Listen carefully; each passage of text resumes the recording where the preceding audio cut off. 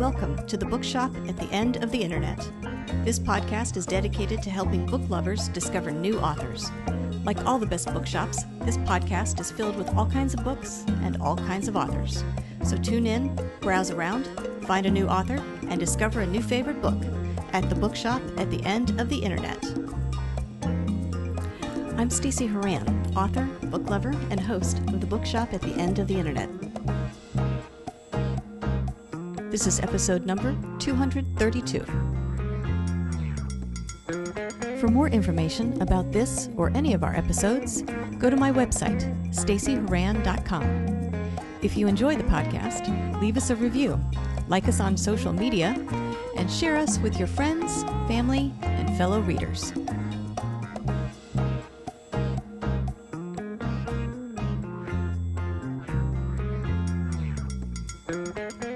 In today's episode of The Bookshop at the End of the Internet, I'm chatting with author R.B. Kelly about her debut science fiction novel, Edge of Heaven, and its sequel, On the Brink. Rachael admits that Edge of Heaven was a long time in the making. She began the first draft of the story when she was only 15 years old. Always a fan of Terry Pratchett, Rachael loves his notion of inspiration particles sleeting through the universe. What was her own inspiration particle for these books? An imaginary vision of a city built on top of another city. A longtime fan of speculative fiction and deeply impressed by the movie Blade Runner, Rachael set about trying to write the story surrounding that city on top of a city. Edge of Heaven went through too many iterations for Rachael to count, but she always knew it was the story she was meant to write. In this episode, I'll chat with Rachael about her writing journey, how her books explore the idea of what it means to be human, and why it is crucial for her to write all of the senses into her stories, as well as a few other things. Coming up.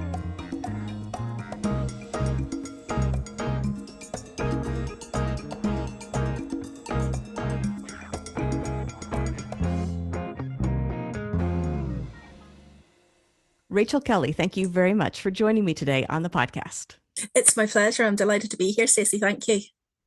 I thought what we could do today is start by talking about your two new sci-fi novels, Edge of Heaven and On the Brink, both of which you write under the pen name R.B. Kelly. Yes. Let's start with Edge of Heaven, book one. What inspired you to write this book? Tell us a little bit about it, and I'm curious about the inspiration for it. Okay, so this book was a very, very long time in the making. I actually wrote the first draft of this when I was 15 years old. I am no longer 15 years old and haven't been for quite some time. So it started with an image, actually. And you know those images that come at you out of absolutely nowhere? And it's never a very satisfying answer to the question of where did you get the inspiration for this book? Because I was literally sitting in the back of my dad's car and all of a sudden my brain went, what if there was a city that was built on top of another city? And I have no idea where that came from. So it sort of stuck with me. And one of those ideas that kind of percolates and kind of develops because, I thought, well, what if there was a city? Why would somebody build a city on top of a city? What would be the reasons why that might happen? And I had such a clear image of it that I knew that I wanted to find the story that was connected to this. I love to think, I'm a huge fan of Terry Pratchett. I have been since my early teens. And I love this idea of inspiration particles sleeting through the universe. And some people are just receptive to these inspiration particles. And I like to think I was hit by an inspiration particle that day, but I needed to find the story that went along with that inspiration particle. So it was around about this time that I had my great sci-fi awakening, I suppose. I grew up in a household which was just full of books, and they were books on every single subject under the sun. My dad's always been a big speculative fiction fan, so we had lots and lots of spec fic books on the shelves, and we watched Star Trek and all of that. It was a very spec fic friendly household. But I never really considered myself to be a spec fic fan until I discovered in quick succession Terry Pratchett and Ben Elton. Now, I think a lot of people don't tend to associate Ben Elton with speculative fiction, but in the early 1990s, he was writing quite a few books in that area, and specifically what we would now call climate fiction. And both of these two pillars of my literary influences kind of came together at the same time that this inspiration particle hit me. And from there, it sort of expanded outwards. The next thing to come was the heroine, Danae Grant. And the more I got to know her, the more I got to know that this was really the story that I wanted to be telling. It was a story that kind of evolved around her personality and why she was so secretive and why she was so isolated, and kind of expanded outwards from there. I also watched Blade Runner around this time for the first time ever. And in fact, I like to say early drafts of this novel were basically Blade Runner fan fiction. I was deeply impressed by Blade Runner the first time I saw it. I should say the first few times I saw it. I'm not the sort of person that watches something once. I tend to really go all in my fandoms. So from there, I started having all these big thoughts about, well, identity and what does it mean to be human and what does it mean to be the self and how does one recognize the self? What constitutes the self? And from there, it just kind of built and built and built. I was very interested around this time. I mean, I think the whole idea of climate change was starting to really kind of pick up in the popular cultural consciousness in the early 90s as well. So that was always something that informed the development of the novel. But it went through so many iterations, I can't even count now. I just always knew that this was the one. I've been writing since I was old enough to hold a pen. I'm the kind of kid that was always buried in a book or telling stories. I used to staple bits of paper together and write stories on one side of it and then draw pictures on the other. These would be my novels that I would hand out to people. I mean, I wrote what I laughingly now, but I was very serious about it at the time. When I was 8 years old, I wrote my first quote unquote novel about a talking pony. So that's the kind of kid that I was. And all of this, I always knew that Edge of Heaven would be the first one. I just kept coming back to it. It was the story that wouldn't leave me alone. And I mean, those early drafts were objectively very, very bad. I mean, it was my first attempt at writing a grown-up novel. And at the age of 15, I wasn't really equipped to be writing a grown-up novel. I thought the way you wrote a grown-up novel was that you put lots of swearing in it. And so my mum, who doesn't read science fiction but reads everything I write, bless her, she read it, the earlier drafts, and she went, "Oh, there's quite a lot of swearing in this, isn't there?" And I went, "Yeah, it's a grown-up novel, Mum." So obviously that version, that still exists somewhere on a floppy disk somewhere. I'm that old. It's the software that I wrote it on no longer exists. There's no way to look at it, and that's a good thing. That's a very good thing. That's completely inaccessible to human eyes forevermore. But it sort of evolved, and I just kept coming back and editing and re-editing and re-editing. And because it had the element from very early on, it had the pandemic element to it. When swine flu hit in 2009, it got another lease of life. And that's when I thought, I bless my poor innocent pre-2020 self. I thought, oh, look at me, I'm doing research in real time. I'm watching how a pandemic evolves. Yes, okay, Rachael. It's a good thing I didn't know what was coming in 11 years. But and because that was such a huge part of this kind of, it was a fear that I'd had for years. I mean, we were always told that there was a pandemic coming and to be prepared for it. And I mean, my great-grandmother, obviously I never knew her, but she died in the Spanish flu epidemic. So there were stories about the toll that pandemics take. And the more we kept being told that, it's a question of when rather than if, the more I started to kind of subsume that fear by writing about it. So the version that I got after 2009 was actually pretty close to the version that ended up being published. Oh, wow. It still needed a couple of revisions, and I had two wonderful friends. Now, this is a monster of a book, okay? I think the original draft of it was almost 200,000 words. It's such a ridiculous length for a novel. But two friends of mine volunteered to read it for me. And honestly, I mean, the amount of work that would have gone into that for them, I could never, ever express my gratitude fully for that, because the revisions they suggested on the basis of that read through, when I did those revisions, that was the version that found a publisher. Wow. So a long evolution, but we got there in the end. Wow. Do those friends of yours still read what you write? Or was that it? Yeah, I hope so. I mean, you know what happens once you have kids, you sort of you don't get in touch with people as often as you should probably. And I certainly don't ask them on the occasions when we're speaking, by the way, have you read my stuff? I hope they do, but but I may have used up all of my reading Rachael's work credits at that point. That's a big ask, 200,000 words. It's a huge ask. It's an insane amount of words to get somebody to read for friendship. Right, right. Well, let's talk a little bit about, before we move on to book two, I want to talk about the setting for this book, because obviously you've worked on it for a very long time. Yeah. I'm curious, one, how you went about creating this world, what you thought about, what was important to you, and did those things change over time? So what you ended up with in the version that got published, how close was it to that initial vision that you saw sitting in the back of your dad's car? Yeah, I think it was actually pretty close.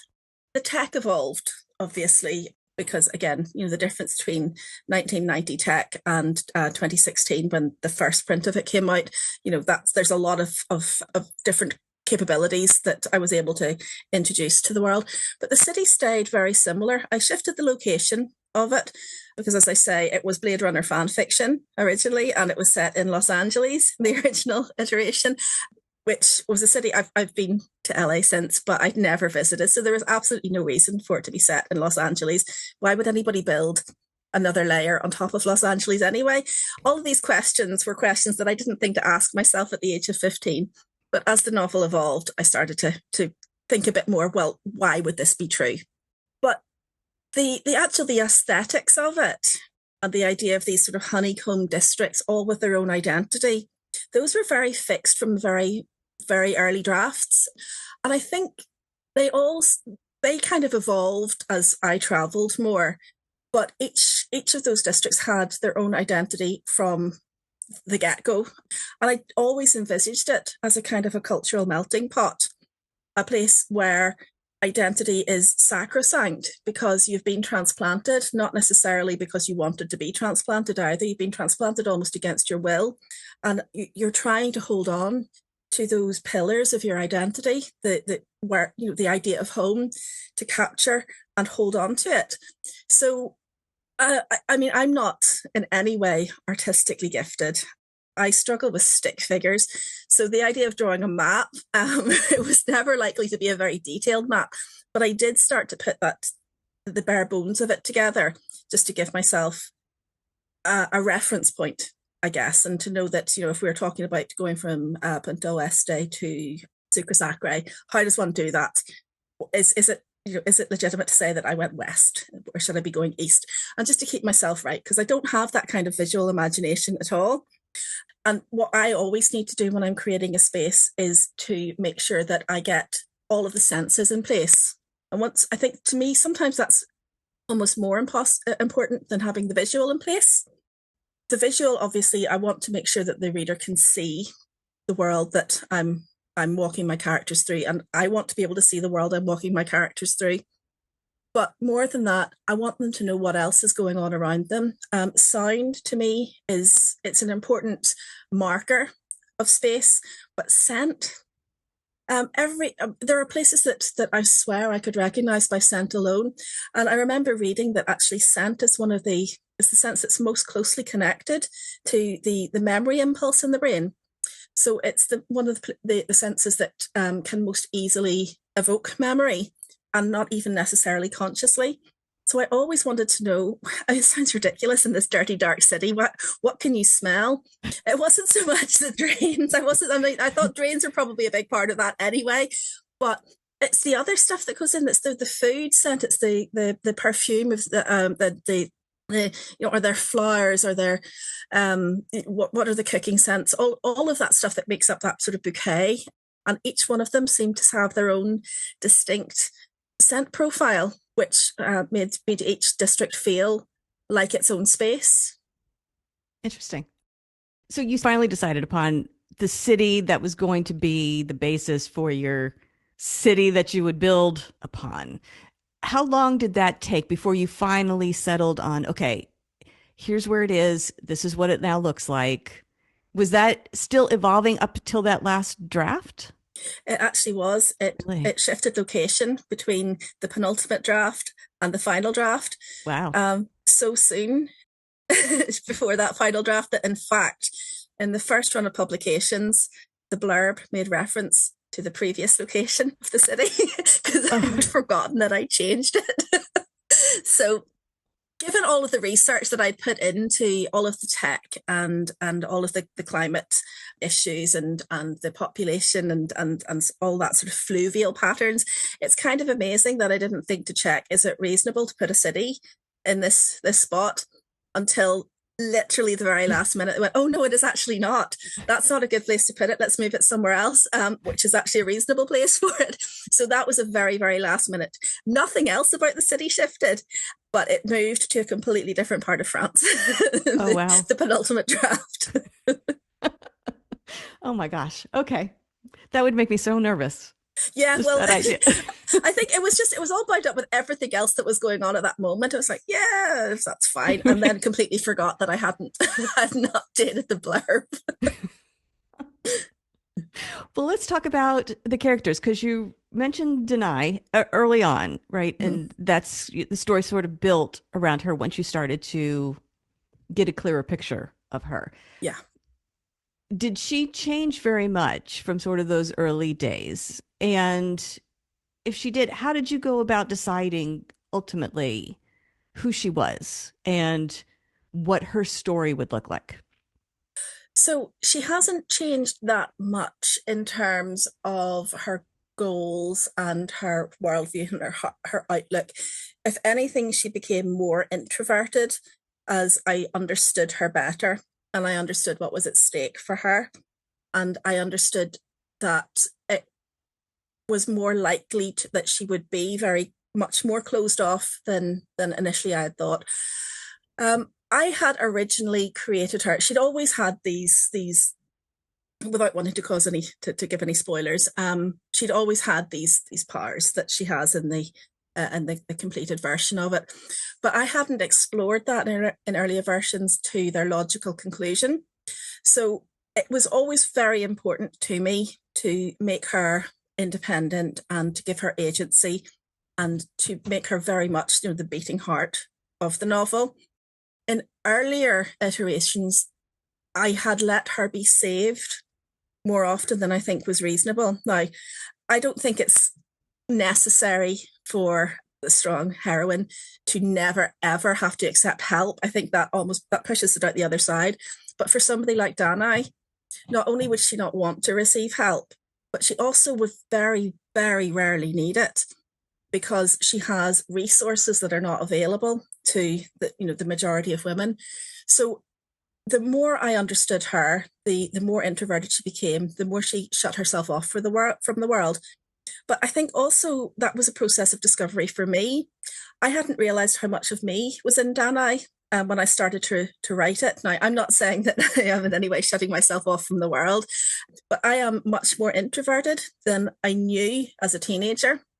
And my process of self-discovery has involved a lot more understanding of the reasons why I would be introverted and why I would shun social situations. And the more I understood that about me, the more okay I felt about allowing her to take that to sort of greater and greater extremes. I like people a lot more than Danae does.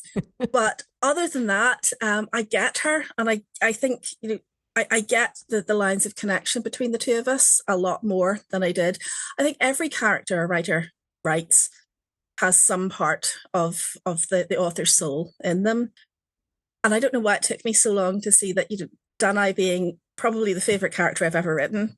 The reason for that is because I was writing a superpowered version of myself and giving that person permission to be unapologetically who she needed to be.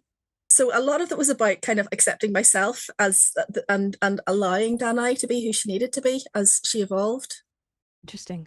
Well, let's talk a little bit about her journey, because she appears also in the second book. So if you don't mind, give the listeners maybe a little bit of a taste of what happens in book one, and then let's sort of lead into, without too many spoilers, lead into book two, On the Brink. Sure. So in book one, Danae is living alone in the bi-level city of Creobas, and she has been holding on to a secret that if it ever gets out, it will end her life. And into this mix her disaster is that she falls in love. She has been determinedly shutting everybody out for as long as her last remaining relative has recently passed away, and that's her completely on her own. In many ways, that's a bonus for her because she needs to isolate herself. But this is a world that is, it's a post-conflict world. Well, a post-conflict world where they are evolving out of conflict, I suppose. The conflict is still very much there. It's very much present. It's a dangerous world. It's an unpredictable world. And because of the nature of the city where they live, it's rife with disease. Now, it's 22nd century medicine is available to them, so they tend to be a bit more complacent about it until one disease crops up that they actually don't know what to do with anymore. And it starts to spread like wildfire through the city. And in the midst of all of this, Danae disastrously has fallen in love and she has to make a decision. Is she prepared to risk everything for the love that she's found, or does she keep herself safe and stay hidden? So by the time we meet her in book 2, she's made her decision and she's living with the cost of that decision. So she has survived, obviously, because, sorry, that is a huge spoiler, but she has survived and she's obviously in book 2. She is trying to rebuild her life. Book 2, she's actually left Creobas and she is now living on an orbital city. It's an orbital factory city. So again, climate change has pushed a lot of agriculture off the surface of the earth. And because it's speculative fiction and I wanted to have cities in the sky, that's what I have. So I've got these orbital cities, which are centres of agriculture and centres of industry. But they are owned by global conglomerates.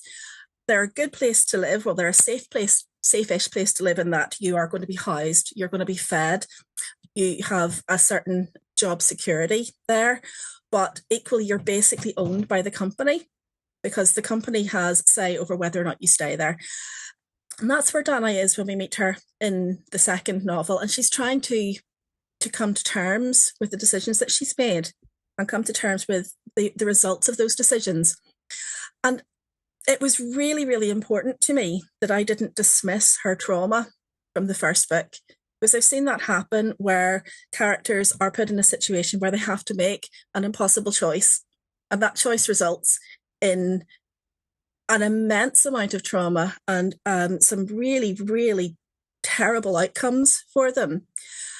And then it's kind of brushed under the carpet because the next installment in the story requires them to, business as usual, keep moving forward.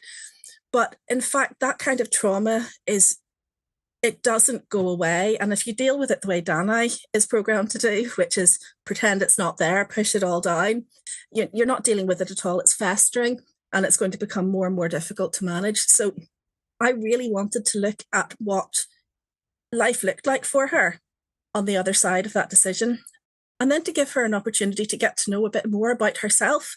Because I think one of the reasons why she finds it so hard to forgive herself for her secret in book 1 is because she has no point of reference for what that self might look like and how that self could be anything other than what she's been told it is. But when she meets Adam, she has the opportunity then to connect with some of her heritage and some of the past that she's been denied, and to get a better understanding of what it means to be human in the way that Danae is human. So I really wanted to explore that. I'd also obviously left Edge of Heaven in a bit of a cliffhanger, and I wanted to see what happened next. But I also wanted to give Danae's story and give her arc what I felt was the resolution it deserved. Was it always planned as more than one book? No. I have trouble talking of it as a sequel as well, because I know that a sequel is literally just, what happens next in this story. But I don't think of the two of them as being connected in any significant way other than the fact that it's what happens next to this character. I always knew I would write more stories in this universe. And in fact, I am writing another story in this universe at the moment. I've got more planned. But it was never intended to be a multi-book arc. And while I think On the Brink makes more sense if you've read Edge of Heaven, I feel like the two of them, well, in my mind, they're kind of standalone novels that just feature the same character. Okay. And then plans for going forward. Do you have these mapped out either on paper or in your head, or Is it a case of whichever idea seems loudest, that's just what you'll work on next? Well, I have been wanting to tell the prequel for the longest time. So the story of how Danae came to live the life that she's living. There are some references to her her her birth identity in Edge of Heaven, and I'm trying to think, have I put any in on the Brink or not? It's terrible when you don't know what's the content of your own novel, isn't it? Um, but I really wanted to tell that story. So I am about halfway through writing that story, but then another story came up and wanted to be told as well. So I've got that story and it's about halfway completed. And I'm planning out another story that theoretically takes place in that universe, but can be read again as a standalone and doesn't feature Danae at all in this case. Okay. Okay. So this world that you've created, do you think it's big enough to house stories of different characters and crossover references and all of that? Is that kind of, do you think you will live in this universe for a while with your writing? I think so. I've done such a lot of work in getting to know this universe, and I've tried to understand the history. I've got a whole, I have a huge document that outlines the history year by year by year, leading up from the year of writing all the way up to 2119 when Edge of Heaven takes place. So I feel very immersed in the future history of this space. I'm also with all of my writing, it's character that interests me, but in this instance, it's specifically how the world that exists, how it changes character and how character has to adapt to that world. So I think there's scope for lots of different stories and experiences to be told. There are lots of different ways in which this world, this universe creates conflict for characters of all kinds of different backgrounds and socioeconomic classes. It's a different space. It's a space that I hope is recognizable as a potential logical few next steps down the line from where we are. I think it could be. I think it's probably that the tech has advanced too quickly for it to be as near future as I've made it. But I think that a lot of where we are at the moment, this could be a logical next step, and there's not too many steps between where we are now and the outcome of some decisions that influence the world of Edge of Heaven. Interesting. Do you watch the news? Do you pay attention to current events and think, oh gosh, that's really close to what I'm envisioning? So I I do sometimes watch the news.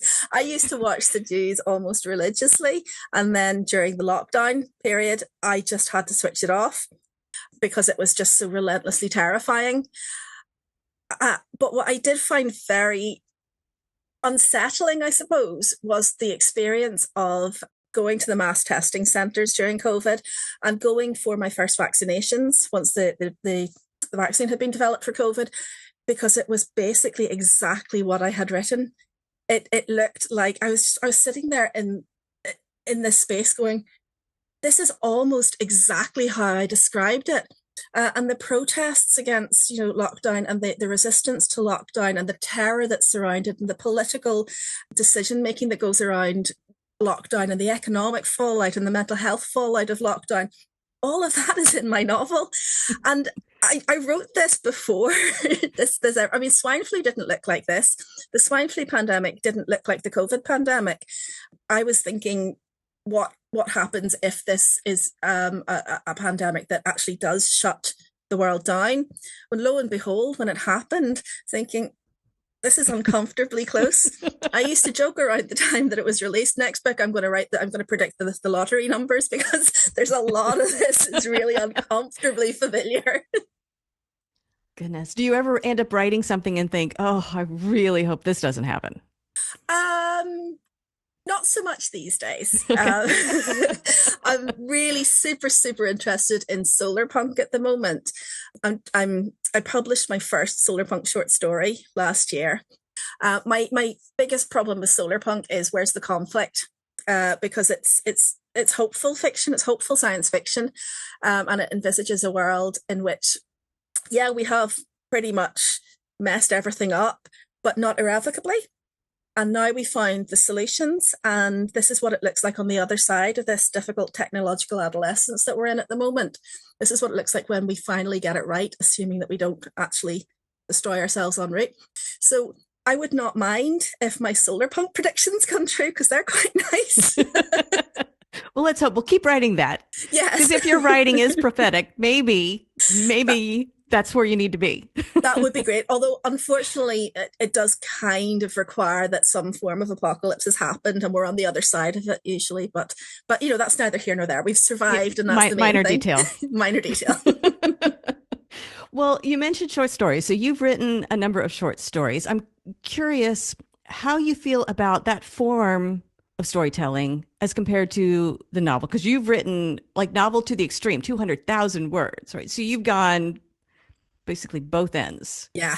Do you find you prefer one or the other, or that one is easier, or that you struggle with one more than the other? I think I find short stories more difficult than novels. Now, obviously, I've published more short stories than novels, but I find the form easier with novels. I mean, obviously, I'd just like to clarify that the novel that was published was not 200,000 words. Right. It's significantly shorter than that. It's still a bit of a beast, but it's not as long as that. However, I mean, it's clearly I don't have trouble with lots and lots and lots of words. That's something that comes more naturally to me. I find it difficult to tell, not difficult, but more challenging, I suppose, to tell a coherent and complete short story, or a story within the short story parameters.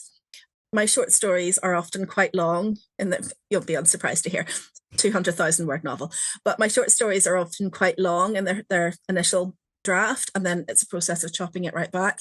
Generally speaking, when I'm getting an idea for a story, it is a novel length story, just because so much information arrives over the course of developing that idea.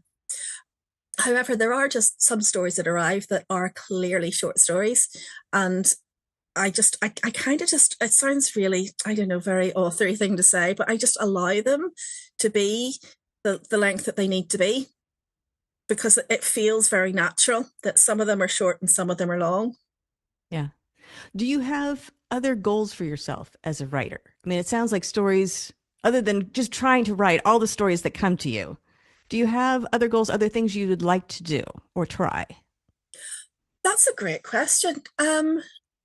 I don't know necessarily that I have goals other than just to keep doing what I'm doing.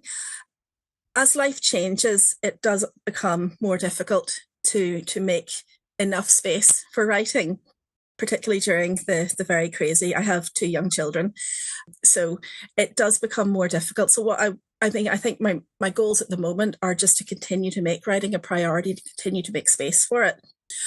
I would I have so many ideas here that are clamoring for expression, and I would love to think that I'm going to be able to make the space and to keep telling those stories. Obviously, I would love to have a story picked up for a streaming service. I've always thought Edge of Heaven would make a really nice sort of mini series type thing, not so much a movie, but that would be a dream, I suppose. But in terms of goals, it sounds very boring, but I suppose I would love to just keep doing what I'm doing. I'm very happy with where I find myself as an author. I want to make sure that I keep writing stories that people want to read. Right. Well, fingers crossed that you get to keep doing that. And hope so. Let's hope people find them. So that leads me to my next question. Where can people go to find information about you and your books, new releases, new short stories, that sort of thing? So, everything is on my website, which is www.rbkelly.co.uk. My books are available. They're in independent bookstores, which obviously I love it when people support independent bookstores. They're also available directly from my publisher, Newcon Press. I'm on social media. I'm on Facebook. I am on Instagram. I am technically on Pinterest. I'm still working out what a Pinterest is and what it's for, but I'm technically on there. And yeah, I've got a newsletter, and if people are interested in chatting about anything to do with any of the subjects that clearly obsess me, I always love to get emails from people just wanting to chat about science fiction or any of the stuff that I find interesting in these books. Good. And if people want to purchase a copy of the book, best place to go is your publisher? Yeah, Newcon Press. Yeah. It's also, I suppose Newcon is UK based, so if you're outside of the UK, then Amazon is probably the best. But I do tend to try and push people towards purchasing direct wherever possible. Good. Well, Rachael, I want to thank you very much for joining me today on the podcast, and I want to wish you luck with Edge of Heaven and On the Brink and all the other stuff that you have planned for this universe. We will look forward to all of that. So congratulations on everything you've accomplished so far, and best of luck with the rest of your writing journey. Thank you so much, Stacey. It's been a pleasure to talk to you. The Bookshop at the End of the Internet is a podcast dedicated to helping book lovers discover new authors. Like any good bookshop, this podcast features a wide variety of books by the equally varied and interesting authors who felt compelled to write them. This podcast gives you a chance to meet these wonderful writers and discover your next must-read book. Listen to the authors describe their books and tell you their stories in their own words. My interviews feature books from all genres and authors from all walks of life, including those who are indie published, as well as those published by small presses and large publishing houses. Looking for unique, not so easy to find books for yourself, a friend, or a book club? Tune into this podcast and find your newest favorite author, or maybe a soon-to-be bestseller. This podcast, like all the best bookshops, is filled with all kinds of books and all kinds of authors. Tune in, browse around, find a new author, and discover a new favorite book. You never know what treasures you might find in the Bookshop at the End of the Internet.